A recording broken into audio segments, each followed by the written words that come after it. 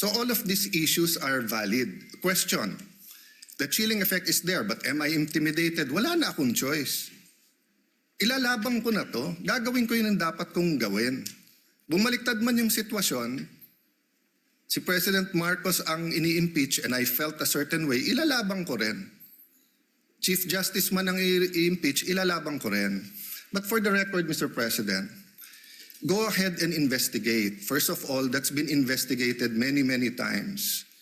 COA, I'm not sure. I think the Office of the Ombudsman, ang nag-file pa ata, Chief of Staff mo eh. Senator Rob, I'm not sure but parang may kaso na nun. Senator Drilon quizzed us here. I was Speaker of the House but I chose to appear before the Senate to be able to answer all of those questions directly.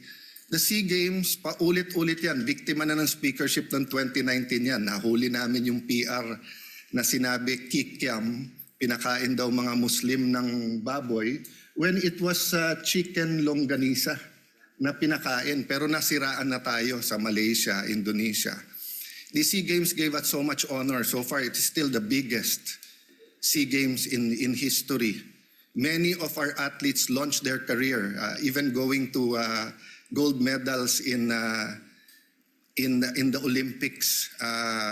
Our athletic and our yung aquatic natin center in Clark is one of the best in the world. Ang nagsabi nito yung Israeli coach ng isang foreign team doon. But go ahead if you want to investigate.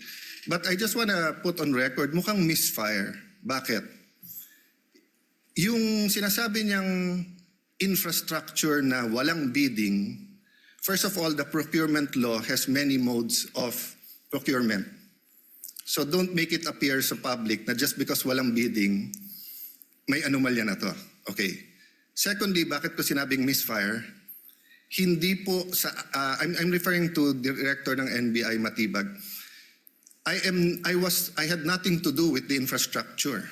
The chairman of the committee. In fact, I had to resign from the DFA because I was running for congressman during that time. So dun sa sinasabi ni Director Matibag na may congressional insertion to fund it,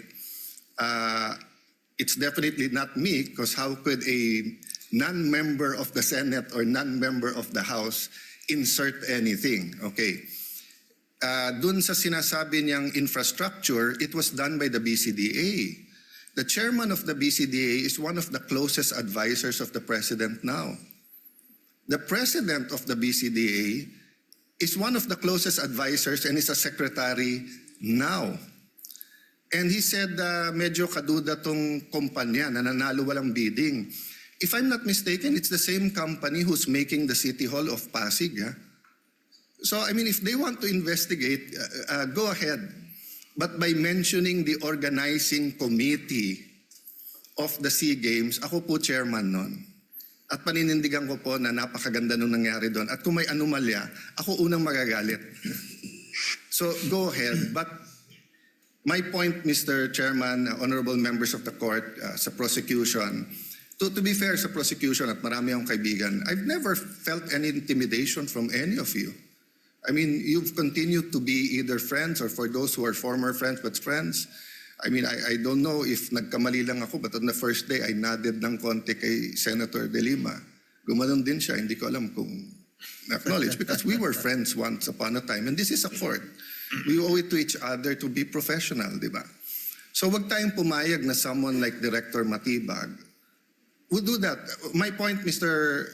President, Mr. Presiding Officer, he could have not announced it and investigated. Imbestigahan mo, tingin mo may mali, imbestigahan mo. But it is unfair to me and unfair to the court that kung kailan siya patatawag siya sa Monday, intimidate mo ako, hindi kita tatanungin sa Monday dahil mag-a-announce ka na iimbestigahan mo. Tapos sasabihin mo may insertion, tapos sasabihin mo hindi liquidated po lahat yun. So, let me talk of unfairness. Hindi ba unfair? Kung ako, babaliktarin ko, sasabihin ko, inimbestigahan ko na rin kahapon Ang sabi sa akin, mainit ang ulo ni Director Matibag kasi may contractor na daw yung binigay na lupa para sa NBI at gusto niya sarili niyang contractor. Or would that be fair to him? No, it would be a marites accusation. So that's the same thing he announced yesterday, a marites accusation towards me that affects this court because I am now a senator judge. So I hope this is the last time that I'm going to have to speak about this. But definitely, we've been speaking about this, binabawasan talaga kami.